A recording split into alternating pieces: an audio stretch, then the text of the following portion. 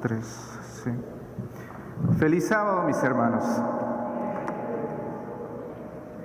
Qué gozo encontrarnos en la casa del Señor. Algunos nos hemos encontrado más a menudo en esta semana, como el día miércoles, cuando venimos al culto de oración y de testimonio. Algunos se encontraron en sus grupos pequeños. Qué bendición es poder estar en un grupo pequeño.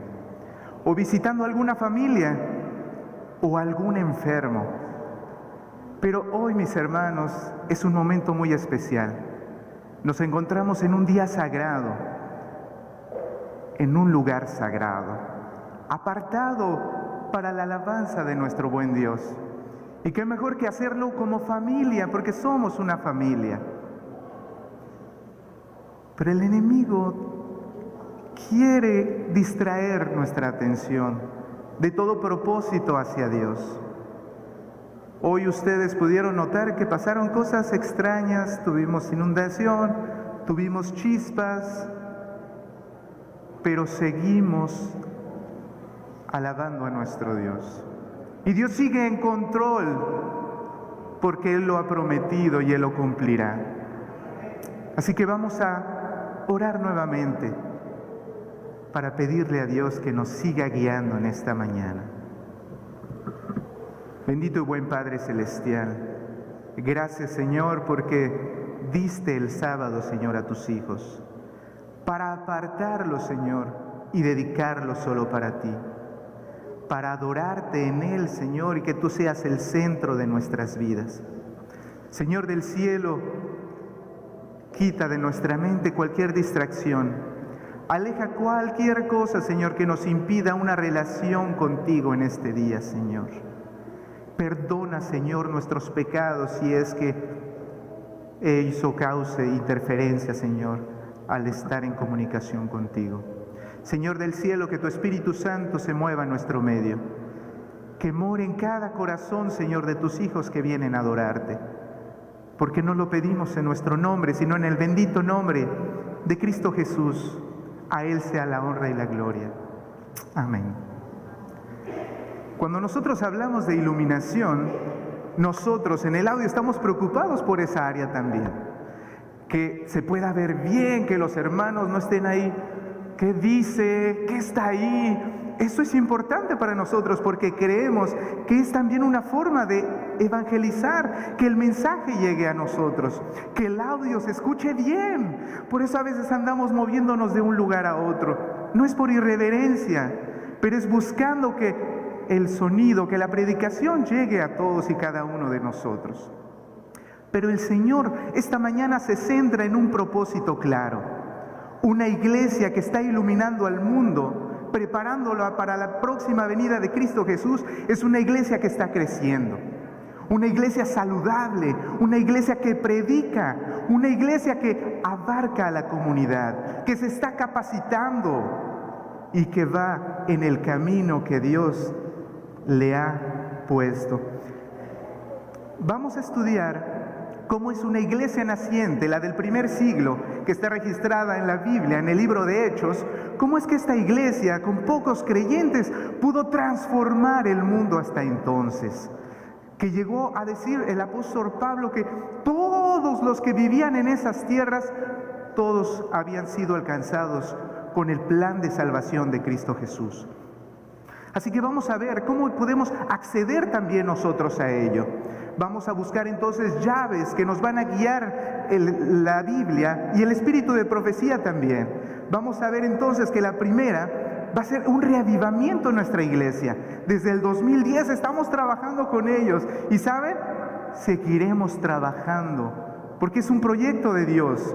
La segunda es la preparación, el entrenamiento. ¿Cómo estamos nosotros preparándonos? ¿Nos estamos acostumbrando a solamente nuestra cartilla de escuela sabática o estamos indagando, escudriñando aún más? ¿Estamos alcanzando a la comunidad? Sí, ¿cómo la estamos alcanzando? Verdón ya sabe que la Iglesia Adventista Hispana de Montreal está aquí en su ciudad. ¿Ya nos conocen? La cosecha. Necesitamos sentarnos, necesitamos ver ¿dónde está nuestra cosecha? Hacer un seguimiento, una nutrición de esta cosecha. Veamos primeramente el reavivamiento. Quisiera que leamos todos juntos esta frase. La iglesia crece cuando hay un reavivamiento espiritual genuino en la vida espiritual de los miembros. Vayamos a nuestras Biblias. En Hechos capítulo 1, el versículo 8, nos dice, Dios dio una gran comisión ahí. Pero recibiréis poder cuando haya venido sobre vosotros el Espíritu Santo, y me seréis testigos en Jerusalén, en toda Judea, en Samaria y hasta lo último de la tierra. Esta comisión fue acompañada de una gran promesa. Recibiréis poder. El descenso del Espíritu Santo sobre los apóstoles fue lo que llevó a cabo que ellos fueran testigos. ¿Y cómo lo aplicamos a nosotros? Hermanos, el Señor nos llama a ser testigos en Jerusalén. Jerusalén era la casa de los discípulos, donde los llamó a ser testigos. Tu hogar, tu trabajo, tu iglesia es tu primer lugar. El segundo, en Judea, todo lo que nos rodea. En la escuela, cuando estás viajando en el metro, cuando estás conduciendo también, cómo te diriges en la carretera.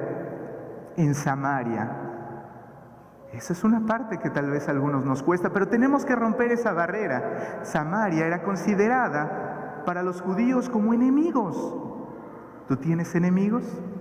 ¿Hay algunos que no te quieren en el trabajo? ¿Hablan mal de ti? El Señor también te llama a ser testigo para ellos. Los primeros discípulos hicieron dos cosas primordiales que priorizaron en sus vidas: estar en unidad, en oración y en estudio de la palabra de Dios. Hechos capítulo 4, versículo 20 y versículo 31 sigue diciendo: porque no podemos dejar de decir lo que hemos visto y lo que hemos oído. Cuando hubieran orado, el lugar en que estaban congregados tembló, y todos fueron llenos del Espíritu Santo, y hablaron con denuedo la palabra de Dios. Ser testigo no es difícil, mis hermanos. Alguien alguna vez preguntaba, pero ¿cómo yo voy a dar mi testimonio a otros inconversos, a mis amistades que no conocen de Dios? Es sencillo, solamente habla lo que Dios hizo en tu vida. Habla cómo el Señor te rescató y cómo eres ahora. Esa transformación tiene que ver en tu vida y en mi vida también. Hechos capítulo 4, versículo 33. Y con gran poder los apóstoles daban testimonio de la resurrección del Señor Jesús, y abundante gracia era sobre todos ellos. Solamente 10 años después de la crucifixión de nuestro Señor Jesucristo, Pablo, en primera de Colosenses, capítulo 1, el primer capítulo, el versículo 23, él dijo esto: el evangelio de la predicación de Cristo Jesús había sido hecho a toda creación que está debajo del cielo. Solo 10 años. Y ya todos, él decía que todos habían conocido el mensaje. Todos sabían quién era Cristo Jesús. Todos conocían el plan de la salvación. ¿Cuántos años nosotros estamos aquí en esta ciudad? Y es que todos ya conocieron ese plan de la salvación. Todos la han recibido. Algo está sucediendo con nosotros. Algo quiere hacer Dios también con nosotros. Los discípulos hacían 3 cosas importantes en su vida, que permitieron que Dios hiciera también en su vida. Los discípulos compartían acerca de un Cristo que conocían, genosco, tenían una relación personal con Él. Lo encontraban todos los días al orar. Al escudriñar las Escrituras, se les revelaba Cristo Jesús en ellas. No podemos nosotros hablar de un Cristo al que no conocemos. No podemos predicar a alguien a quien no hemos compartido tiempo con Él. Ellos proclamaban a un Cristo que conocían a través de la experiencia. personal, no a través de la experiencia de otros. Sabemos que hay muchos predicadores, hablan muy bonito, que nos gusta verlos en televisión, en la computadora, pero esa es su experiencia, mis hermanos. Nosotros necesitamos una relación viva, una experiencia personal con Cristo Jesús.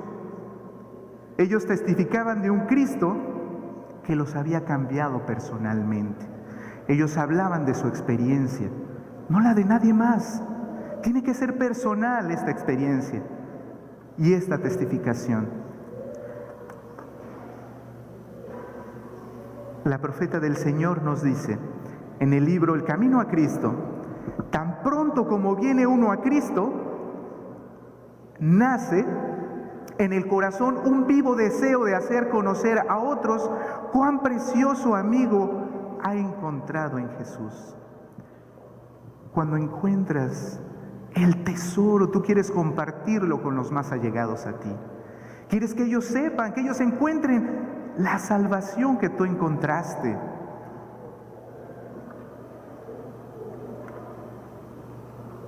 Pero para eso, en nuestras vidas, el Señor sigue repitiéndonos que es necesario un reavivamiento.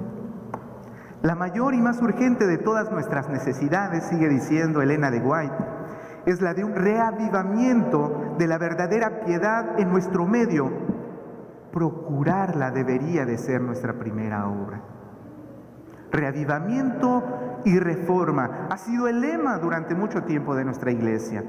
Reavivamiento quiere decir que nuestras facultades espirituales están muertas y el Señor tiene que darle nuevamente vida.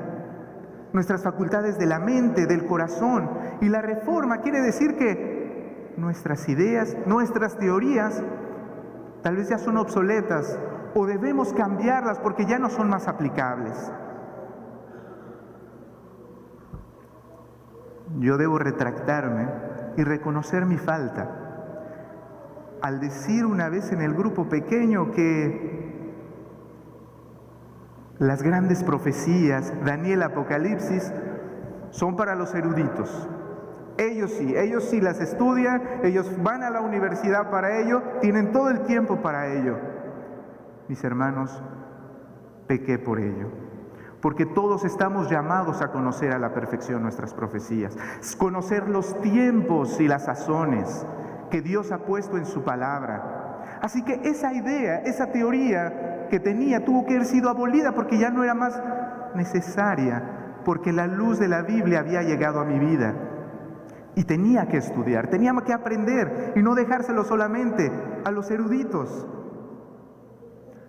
La obediencia a la voluntad de Dios es la evidencia de una verdadera y auténtico reavivamiento, porque es guiado por el Espíritu Santo. Hace daño a nuestra iglesia, algunos grupos separatistas, algunas ideas que han salido nuestras, que se han apartado de la verdad, que quieren un reavivamiento mediante la fuerza, mediante la influencia, hablando en secreto, enviando cartas. Ese no es el método que Dios tiene, porque Dios lo está guiando mediante su Santo Espíritu, y toda la iglesia está llamada a ser parte de ello.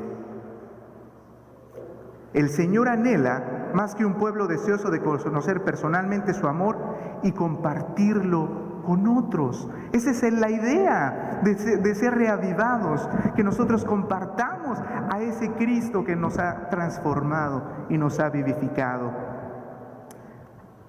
Hay tres maneras en la cual la Biblia nos ayuda para poder obtener este reavivamiento en nosotros. Las iglesias son reavivadas cuando hay un énfasis renovado en el estudio de la Biblia. Es cierto, eso es un estilo de vida nuestro que hemos ido desarrollando, el estudiar nuestra material de escuela sabática, nuestra matutina, pero el Señor manda algo más importante en nosotros, que seamos veraces al escudriñar la palabra. Nosotros encontramos un ejemplo claro en Hechos 17, versículo 11. ¿Recuerdan? Los habitantes de una pequeña población que se llamaba Berea. Pablo es sacado de Tesalónica, sale huyendo y llega a Berea. Él empieza a predicarles ¿Y saben qué hacían los hermanos de esta ciudad? Tenían su Biblia en mano. Ahora tú la tienes en tu celular, en tu tableta, en papel, ya muchos formatos. Y estaban verificando si las profecías que estaba diciendo Pablo y todo lo que estaba diciendo Pablo estaba tal cual en tu Biblia. Hermanos, necesitamos así de veraces, necesitamos un espíritu como los de Berea, porque los tiempos que están por venir son difíciles. ¿Y saben cuándo la mentira es más peligrosa? Cuando más se parece a la verdad. Y solamente el que está escudriñando se va a dar cuenta de ello. Porque si somos oidores, por acá entra, por aquí sale. Pero si somos veraces y estamos escudriñando, tomando notas, no será tan fácil de engañarnos. Porque dice que el enemigo está como un león rugiente y puede engañar hasta los elegidos. Nosotros necesitamos ser avivados por el Espíritu de nuestro buen Dios. Primera de Pedro, capítulo 1, versículo del 2 al 4.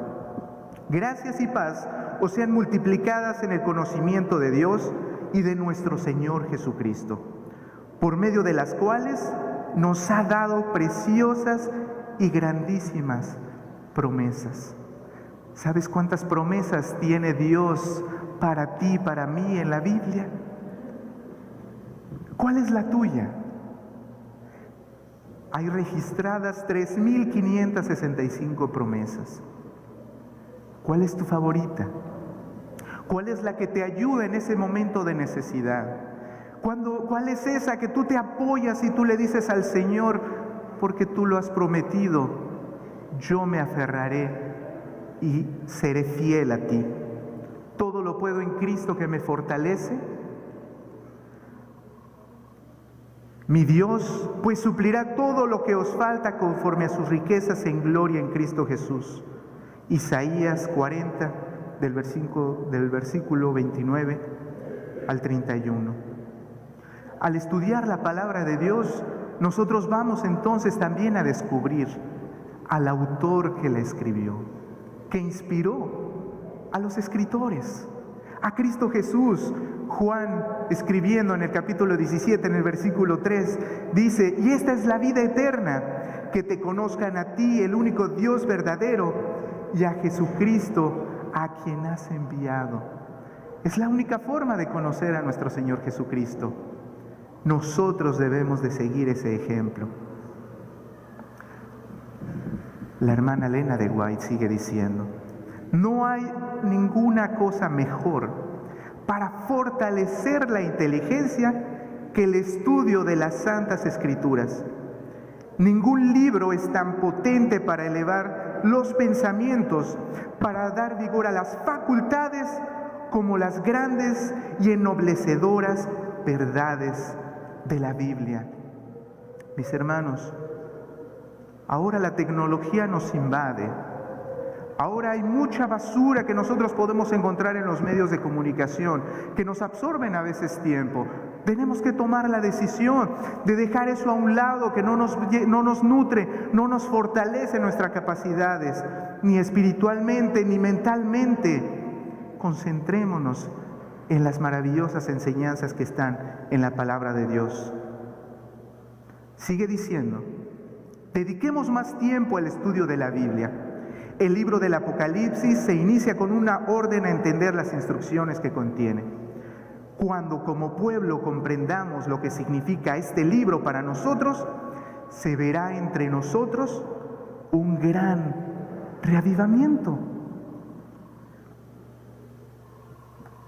Todo eso nos llama a que nosotros tenemos que también practicar la oración. Les voy adelantando, nuestro próximo año vamos a comenzar desde el 6 de enero la oración, un día de ayuno y oración. Iglesia, hermanos, prepárate para ese día, que estemos todos juntos como ahora. Termina el culto, oramos, guardamos la reverencia y entonces celebramos ese momento tan especial de oración. 6 de enero, recuérdalo. Y vamos a continuar el 10 de enero al 20 con 10 días de oración. Hagamos planes, grupos pequeños, que todos estemos en la misma sintonía, orando, intercediendo por el pueblo que queremos que se convierta a nuestro Dios. La tercera manera para lograr ese reavivamiento, dice, las iglesias son reavivadas cuando hay un énfasis renovado en la oración intercesora. Ministros, tengas cargo, no tengas cargo. Visitas un grupo pequeño, estás invitado también a practicar esta oración. El Señor Jesucristo les enseñó a los discípulos, aunque ellos ya sabían de Juan el Bautista, pero al verlo orar, al escucharlo, dijeron, no hay hombre que haga tal oración. Y entonces le rogaron, Señor, enséñanos a orar. Nosotros debemos también practicar la oración de intercesión. Utilicemos todos los medios de comunicación para que nuestra iglesia esté informada de esto. Avísale a tus amigos en Facebook, en WhatsApp, en todos los medios. Vamos a aprovechar que la tecnología está ahí. Haz tu grupo de oración. Dile a tus amigos, vamos a orar a las 6 de la mañana, vamos a orar a las 7, vamos a orar al mediodía, en tu pausa, en tu trabajo. Hagamos grupos de oración y el Señor dará bendiciones abundantes. Colosenses, el capítulo 1 y el versículo 3 y el 9 dice, siempre orando por vosotros damos gracias a Dios, Padre de nuestro Señor Jesucristo, por lo cual también nosotros, desde el día en que lo oímos, no cesamos de orar por vosotros y de pedir que seáis llenos del conocimiento de su voluntad en toda sabiduría e inteligencia espiritual, orando los unos por los otros, intercediendo, que en tu lista de oración esté tu hermano, esté tu compañero de trabajo, esté aquel también que te hace la vida imposible, que estén todos los que tú quieras, que Dios bendiga sus vidas y que toque sus corazones. La hermana Elena de White dice también, es necesario ser diligentes en la oración. Ninguna cosa os la impida. Haced cuanto podáis para que haya una comunión continua entre Jesús y vuestra alma. Que no haya nada más importante, mi hermano, a tu amanecer. En tu tiempo especial que tú has designado, que no haya nada que obstruya que tú dediques ese tiempo para pasarlo en comunión con tu Dios. Es cierto, puedes tener tu actitud de oración durante el día, pero ese tiempo, mi hermano, es el que te va a dar la fortaleza. Le vas a pedir a Dios que te acompañe durante tu día, ya sea que hayan dificultades o que te haya un día bonito y asoleado como un día nublado y con lluvia. El Señor estará pendiente de todo lo que nosotros le pidamos en oración. Las iglesias son reavivadas cuando hay un énfasis renovado en la testificación. Tú eres un testimonio vivo. Solamente tenemos que decir lo que Dios ha hecho en nuestras vidas. Si trabajáis como Cristo quiere que sus discípulos trabajen y ganen almas para Él, sentiréis la necesidad de una experiencia más profunda y de un conocimiento más grande de las cosas divinas y tendréis hambre y sed de justicia. Cuando más compartimos de Cristo, más hambre nos va a dar de la justicia de Dios, más ganas nos van a dar de aprender más de su palabra. Cuando vienes y te hacen alguna pregunta, permíteme un momento, yo te la contesto la próxima vez que nos reunamos.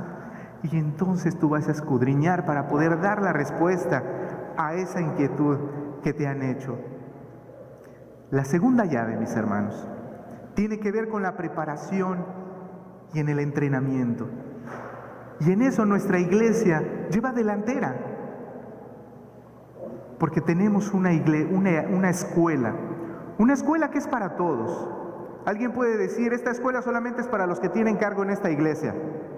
No, mis hermanos, esta iglesia es para ti. Tengas cargo, no lo tengas, quieres aprender, ven. Hay un dicho que dice que si las cosas no están funcionando es que no estás presente. Necesitas venir, necesitas aportar tú también, ser parte de esta escuela. ¿Qué es una escuela sin alumnos? No es nada. Necesitas estar presente, mi hermano. Jóvenes, necesitas instrucción. Adulto, necesitas continuar tu aprendizaje. Anciano, necesitamos tus consejos también. Ven a tu escuela, aprendamos juntos en ella. ¿De qué forma más nos vamos a capacitar si no es en una escuela? Así que continuemos en eso, apoyemos ese ministerio que Dios ha puesto en esta iglesia. Las iglesias crecen cuando se entrena y prepara a cada miembro para servir, mis hermanos. Hay un dicho que dice que en nuestra iglesia no hay reyes, solo hay siervos. Todos somos servidores. Mi hermano, no cometamos el error de traer a nuestra visita. Se bautiza y dejarlo solito. Enseñémosle a que es un servidor. En todo momento, mi hermano, ya pasaron los nombramientos, pero es triste cuando el Señor te llama. Cuando te hace un llamado y el hermano te hace una llamada telefónica para decirte: mi hermano, tu iglesia te está requiriendo en tal puesto. Y el hermano le diga: al Señor, no al hermano. No. El próximo año tal vez, este año no. Dando excusas como Moisés. No, es que yo no hablo bien, no, es que yo no puedo escribir. Mis hermanos, de corazón yo les digo, muchas cosas de las que he hecho, solamente le he dicho al Señor: Señor, tú le diste la lengua al hombre, capacítame tú. Y yo te digo sí, no te digo no. Mi hermano, cuando el Señor te llama, tú dile sí. Si no lo sabes, Él te capacitará. Si no lo sabes, pregúntale al anciano, pregunta al pastor: ¿cómo hago esto? Y entonces todos creceremos y serviremos a nuestro Dios. En Efesios capítulo 4, versículo 11 y 12, y Él mismo constituyó a unos apóstoles, a otros profetas y a otros evangelistas, y a otros pastores y maestros, a fin de perfeccionar a los santos para la obra del ministerio, para la edificación del cuerpo de Cristo. Por eso el Señor los instituyó. Todos tenemos un trabajo, todos tenemos una función que hacer en esta iglesia. No podemos decir: estoy sentado porque no hay nada que hacer en esta iglesia. Voy a retomar algo que alguien dijo. Habiendo muchos miembros, ¿cómo es que hay miembros que tienen 2 a 3 cargos? Es sencillo, mis hermanos. Si todos y cada uno le respondiéramos sí al Señor, cada uno de nosotros estaría trabajando. ¿Cuántos quieren todavía tomar esa decisión y en este próximo año acercarse a la junta y decirle: yo quiero trabajar para el Señor, yo quiero decirle sí al Señor, porque su pronta venida está inminente y el Señor quiere que todos estemos trabajando en su obra? Sigue diciendo la hermana Elena de White: muchos trabajarían con gusto si se les enseñara cómo empezar. Necesitan instrucción y aliento. Cada iglesia debe ser una escuela práctica de obreros cristianos, una escuela que los está capacitando, que les está enseñando la forma. Y los miembros que se dejan capacitar, que se dejan guiar, son 2 partes importantes. Sigue diciendo: sus miembros deberían aprender a dar estudios bíblicos, a dirigir, a enseñar clases en las escuelas sabáticas, a auxiliar al pobre y cuidar al enfermo y trabajar en pro de los inconversos. Ahí no está dejando a nadie afuera. solamente porque el que no predica, no, entonces no hay un espacio de trabajo para mí. Ayudamos a los enfermos, visitamos a los necesitados, hospedamos al que tiene necesidad también. Pon a trabajar tus dones, los dones que Dios te ha dado. Eso es. Ponlos a trabajar para Él. Si cantas, alaba al Señor. Si cocinas, hermana, bueno, normalmente las hermanas son las que cocinan, hay que aceptarlo. Si cocinas delicioso, hermana, pero como que no se te da el hablar mucho, bueno, invítalos a casa, dales una buena comida y que tu esposo les dé los estudios bíblicos. Y estarán haciendo un gran equipo de evangelismo. ¿Cuántos decimos amén? En nuestras iglesias deben organizarse grupos para el servicio. Para el servicio. La formación de pequeños grupos como base de esfuerzo cristiano es un plan que ha sido presentado ante mí por aquel que no puede equivocarse.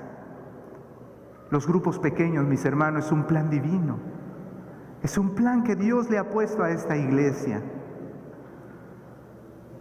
Vayamos, integrémonos a un grupo pequeño. Ahí es donde se están dando frutos, se están rescatando a los perdidos, se están ganando amigos para Cristo. Y es un plan que Dios ha puesto. Y dice la hermana que Dios no se equivoca al dar un proyecto. La siguiente llave es el alcance a la comunidad. Es cierto, es muy bonito hacer nuestras reuniones, aquí toda la iglesia, hacemos una cena entre nosotros. Ese no es el plan divino. Y eso me encanta a mí de los grupos pequeños. Discúlpenme, pero yo nací en un grupo pequeño, soy grupo pequeño. Eso es donde me muevo. Un grupo pequeño, su objetivo es traer visitas. En el grupo pequeño nuestro celebramos un cumpleaños, tenemos visitas. Tenemos alguna reunión de fin de año, tenemos visitas. Y en la iglesia no puede ser la excepción. Todos trabajando en grupos pequeños en la semana y el día sábado, ¿a dónde traemos nuestras visitas? A presentarlas delante de nuestro Dios. Las iglesias crecen cuando hay un proceso planeado de alcance a la comunidad, que satisface las necesidades físicas, intelectuales, sociales y espirituales de las personas. Muchos trabajamos en un proyecto que fue la Wellington. Varios ministerios estuvieron juntos. Pero el plan de Dios que este próximo año es que todos nosotros estemos presentes, que todos estemos participando, que todos tengamos nuestro granito de arena, que tengamos algo que decirle a esta comunidad. Ministerio de la Salud. Ese es un ministerio fuertísimo que está ganando, que está abriéndonos las puertas. Aprovechémonos de ello. Los conquistadores, aventureros. Con esos alcanzamos a una población. Repartiendo literatura. Esa es otra función también que nosotros podemos hacer. Veamos el ejemplo en Mateo capítulo 4 y el versículo 23. El método de Cristo le llama la sierva del Señor. Y recorrió Jesús toda Galilea, enseñando en las sinagogas de ellos y predicando el evangelio del reino, sanando toda enfermedad y toda dolencia en el pueblo. Los hospitales, las farmacias quebraron. No había necesidad de ellas, no más. Cristo Jesús estaba ahí. Y el Señor sigue haciendo milagros a nuestros días. Confiemos en Él. La sierva del Señor dice de este método: solo el método de Cristo será el que dará éxito para llegar a la gente. El Salvador trataba con los hombres como quien deseaba hacerles bien. Les mostraba simpatía, atendía sus necesidades y se ganaba su confianza. Y entonces, solo entonces les decía: sígueme. Respetemos ese seguimiento. Veamos sus necesidades. ayudémoslos, tengamos simpatía con ellos. No solamente apariencia, sino verdadera simpatía. Su confianza, entonces, les podemos decir: sígueme, sigue al Salvador.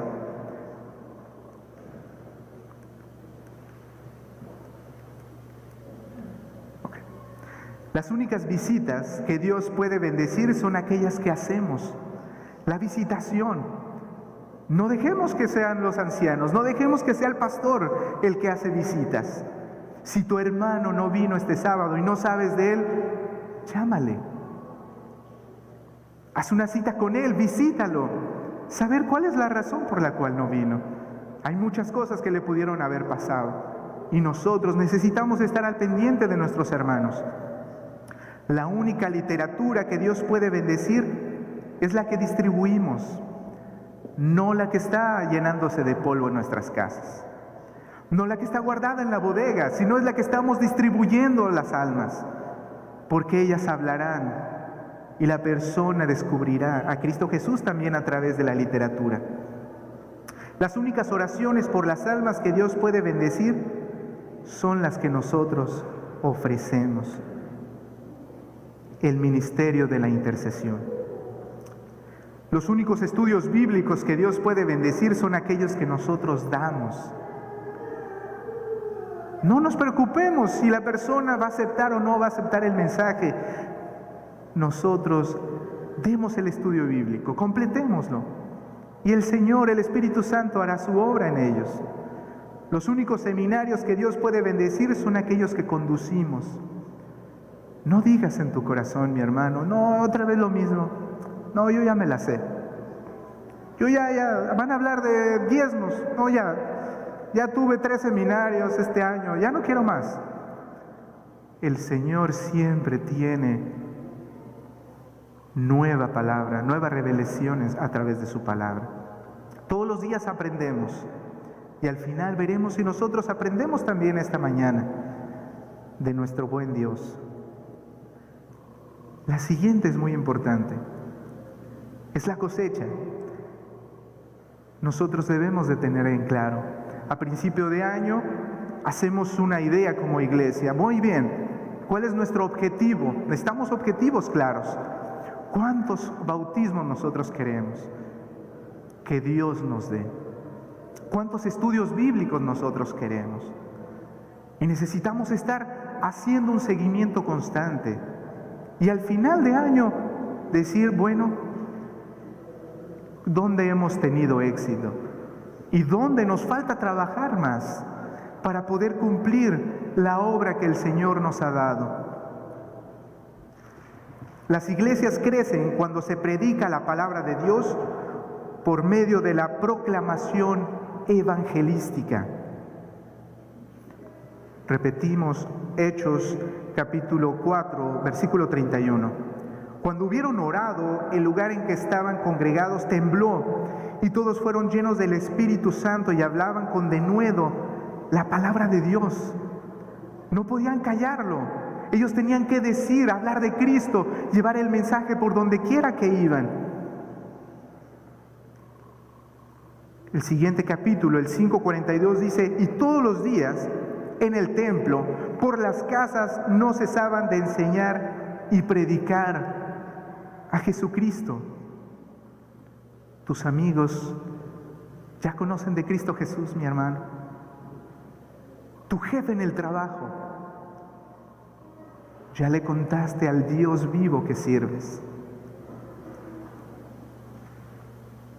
Ya platicaste tu testimonio a la hora de la pausa.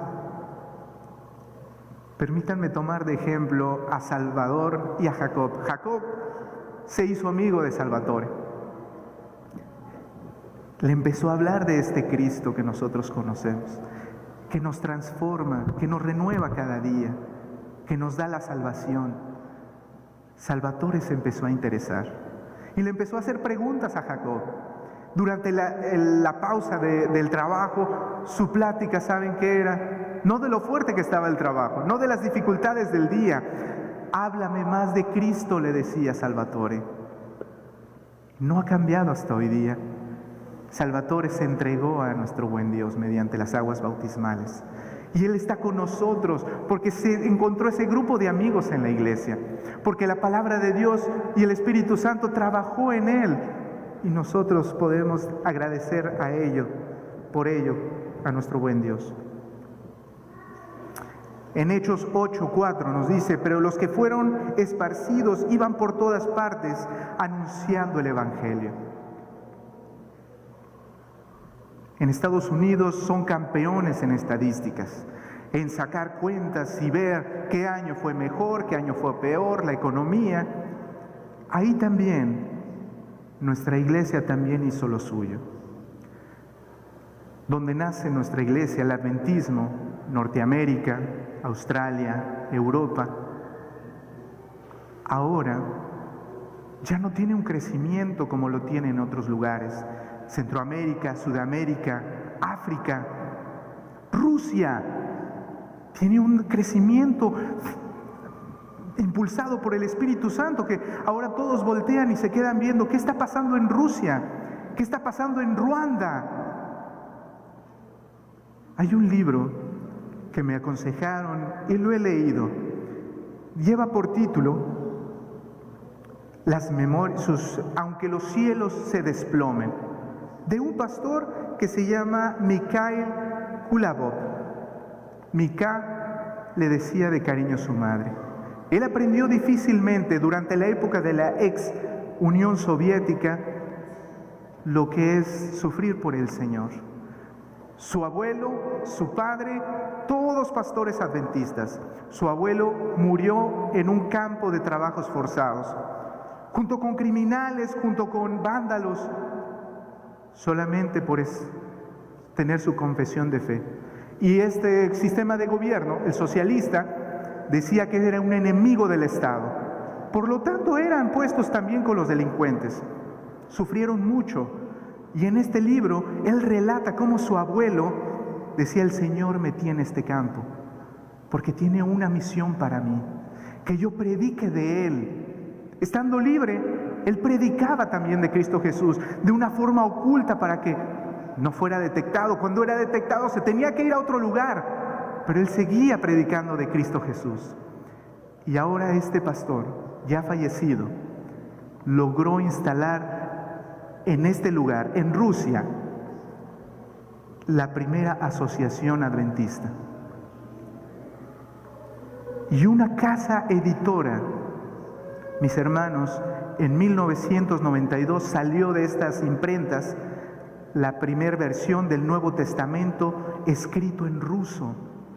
Todos pueden tenerla ahora, todos es viable, todos es más fácil de obtenerla que en el tiempo que él estaba. Mis hermanos, a tiempo y a destiempo prediquemos la palabra de Dios. Si estamos en tiempo de paz, estemos preparándonos, porque cuando vengan los días difíciles que están prontos,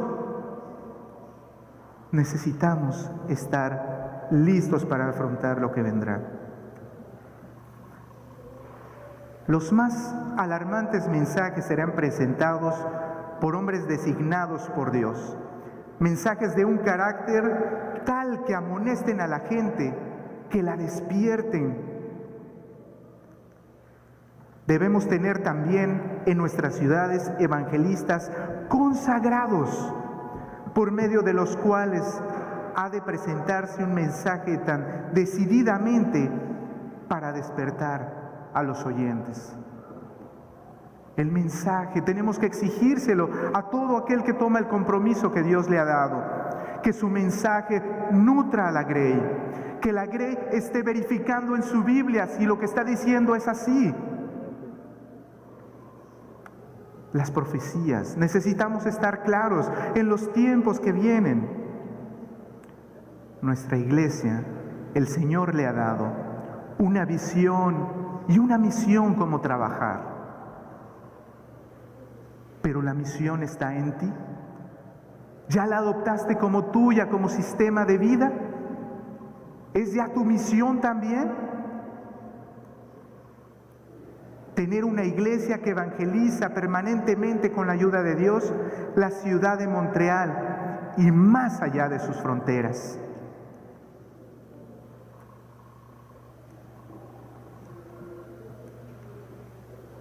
¿Me pueden ayudar allá en el audio? Gracias. Nuestra misión, la Iglesia Hispana Adventista, existe para evangelizar con la ayuda del Espíritu Santo la población de Montreal y sus alrededores a través de discípulos capacitados y comprometidos de acuerdo a sus dones. Un libro que me llamó mucho la atención trata y hace algunas preguntas claves, y hace estadísticas y hace encuestas acerca de 350 nuevos conversos. ¿Qué fue? ¿Qué cosas los condujeron a esas iglesias? ¿Qué es lo que los atrajo? ¿Es que fue las palabras bonitas? ¿Un amigo lo invitó? Veamos los resultados que arrojó este estudio. Las cosas que condujeron a elegir a esta iglesia. El 90% de los que respondieron dijo: una predicación con convicción. Nosotros debemos de estar claros en ello, que lo que predicamos lo vivimos, que lo somos. No tenemos dos caras, somos tal cual, fieles a Dios, aunque se desplomen los cielos. El 88% dijo que la doctrina, la sustancia, el contenido, nosotros, el Señor guía a su iglesia, y es una iglesia muy ordenada, a lo sumo. El 49% fueron la amistad con los miembros. Hizo su cadenita de amigos, de amistades, de hermanos, y entonces se sintió en familia. El 41% fue un testimonio de un miembro. Mi hermano, ten listo tus testimonios siempre. Repásalo, prepáralo, tenlo siempre presente, que esto puede impactar, que esto puede tocar un alma. ¿Estás orando por él? Dale tu testimonio. El 11% escogió esta iglesia por el estilo de adoración y la música. Música muy importante, el estilo de adoración. Nuestra iglesia es muy solemne y muy bien encuadrado nuestro sistema de adoración a nuestro Dios. Y el 7% fue el lugar. Muy poquito. Entonces, yo puedo decir con esto que el hecho que alguien diga: la iglesia está muy lejos, me queda muy lejos, es que la iglesia está muy grande, no entra y se mide como un pretexto solamente. La quinta llave, mis hermanos, y con esta terminamos, es la nutrición y el seguimiento. Las iglesias crecen cuando se nutre y se enseña a testificar a los nuevos conversos. Nuestra hermana Elena de White nos asiste en esto. Cuando los hombres y mujeres aceptan la verdad, no hemos de alejarnos y abandonarlos para no sentir ninguna preocupación futura por ellos. Han de ser atendidos, han de ser nutridos. Ya entró a la iglesia, ¡qué bendición! Seamos con ellos, demos seguimiento, llamémoslos, invitémoslos a todas las actividades. Invítalo a la escuela laica, es bienvenido, recuérdalo. Sigue diciendo: después que las personas se han convertido a la verdad, es necesario cuidarlas. Muchos recién convertidos necesitan cuidados, atención vigilante, ayuda y estímulo necesitan. No se los debe de dejar solos, a merced de las poderosas tentaciones de Satanás. Necesitan ser educados. Con respecto a los deberes, hay que tratarlos bondadosamente, conducirlos y visitarlos y orar con ellos. Nuestro estudio bíblico, la fe de Jesús, está elaborado para que el que entra a la fe de nuestro Señor tenga exactamente todo lo básico para que se pueda comenzar a guiar en la vida cristiana. Mi hermano, no olvides ninguna lección. No olvides decirle que también Los adornos no entran en lo que Dios requiere de nosotros. No olvides decirle que el sábado es sagrado para nuestro Dios. No olvides todos y cada uno de los lineamientos. Ten la fe que el Señor está tocando su corazón.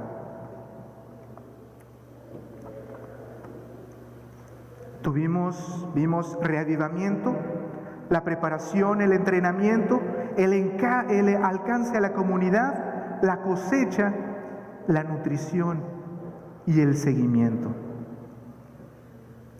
Para este tiempo, mis hermanos, Dios está preparando una última cosecha. Para el final de la historia, de personas por todo el mundo con corazones honestos. Cada doctrina verdadera pone a Cristo en el centro. Cada precepto recibe fuerza de sus palabras. ¿No decís vosotros, aún faltan 4 meses para que llegue la siega? He aquí os digo, alzad vuestros ojos y mirad los campos, porque ya están blancos para la siega. El terreno está listo, mis hermanos. Se necesitan obreros. ¿Dónde estás tú? ¿Dónde están los segadores que le dirán sí al Señor? Joel, en el capítulo 2, el versículo 28 y 29, sigue diciendo: después de esto derramaré mi espíritu sobre toda carne, y profetizarán vuestros hijos y vuestras hijas. Vuestros ancianos soñarán sueños, y vuestros jóvenes verán visiones. Nuestros ancianos tenemos que aprender de ellos. Ellos tienen mucha consejería, tienen mucha experiencia a compartir con nosotros los más jóvenes. Los jóvenes son visionarios, tienen otra perspectiva que nutre también a la iglesia. Son importantes también, jóvenes. Niños, también eres muy importante. Comienza a servir desde temprana edad. Padres, ayudemos a nuestros pequeños a enseñarles el servicio a nuestro Dios. Después de esto vi a otro ángel descender del cielo con gran poder, y la tierra fue alumbrada con su gloria. Este ángel es enviado para predicar el mensaje final de Dios para el mundo, para iluminarlo con el mensaje de nuestro Dios. Vi raudales, dice Elena de White, de luz que salían de las ciudades y de todos los pueblos, de la montaña y del llano. La palabra de Dios era obedecida, y en cada ciudad y cada pueblo monumentos eran levantados a su gloria. Los capítulos más gloriosos del libro de los Hechos de los Apóstoles están por escribirse. Tu nombre, mi nombre, estará registrado en estos hechos. Tú quieres estar en ellos. Tú quieres decirle sí al Señor. El lema que vamos a escuchar mucho en este próximo año es: todos los miembros involucrados. Y ya ha tenido resultados. En Ruanda hay una explosión de la palabra de Dios. El Espíritu Santo está trabajando en este lugar. Reuniones masivas en todas las ciudades. Resultado, 30,000 bautismos. En San Antonio, Texas, todos involucrados, todos trabajando con el mismo espíritu y con el mismo propósito, la misma misión. 900 bautismos. Mi hermano, tú y yo estamos listos para este próximo año. ¿Cuál es la meta que nosotros nos vamos a poner? ¿Cuántos bautismos vamos a pedirle al Señor para este 2008? Permítame hacer un llamado. Hermano, hace mucho tiempo que estás con nosotros. Este llamado es para ti. Llevas mucho tiempo y aún no te has decidido por el Señor. El Señor necesita obreros decididos. Y si estás con nosotros es porque estás en ese valle de la decisión. Mi hermano, toma tu decisión esta mañana. Dile sí al Señor. Les voy a pedir que, conforme los voy llamando, si el Señor toca tu corazón, pasa enfrente y dile sí al Señor. Este siguiente llamado es para los jóvenes, menores de 35 años. Yo entro todavía en esa etapa. Jóvenes, el Señor te necesita. Tú eres innovador. Tú eres visionario. El Señor te llama. Todos decimos amén. ¡Qué bendición! El Señor está obrando en otras partes, pero en Montreal también el Señor estará obrando, porque nosotros estaremos rogando a nuestro Dios comenzando el año. Los jóvenes son atrevidos y son innovadores. Sé atrevido y sé innovador para Cristo. Los adultos que sean comprometidos y fieles a Dios, aunque se desplomen los cielos. Que tu lema y mi lema, como dice la sierva del Señor, sea adelante, siempre adelante.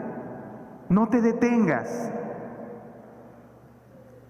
A los adultos mayores, sus consejos son valiosos. Acérquense a nosotros. Nosotros los escucharemos con un espíritu redentivo también. Y todos juntos son llamados, todos los miembros involucrados, todos predicando la pronta venida de Cristo Jesús. Jóvenes, niños, no se pueden quedar atrás. Ustedes los han visto a los niños predicadores. Ellos también tienen capacidades. Ayudémoslos a ellos también para que participen en esta proclamación de la pronta venida de Cristo Jesús. Pongámonos de pie, mis hermanos. Vamos a sellar este compromiso con nuestro Dios.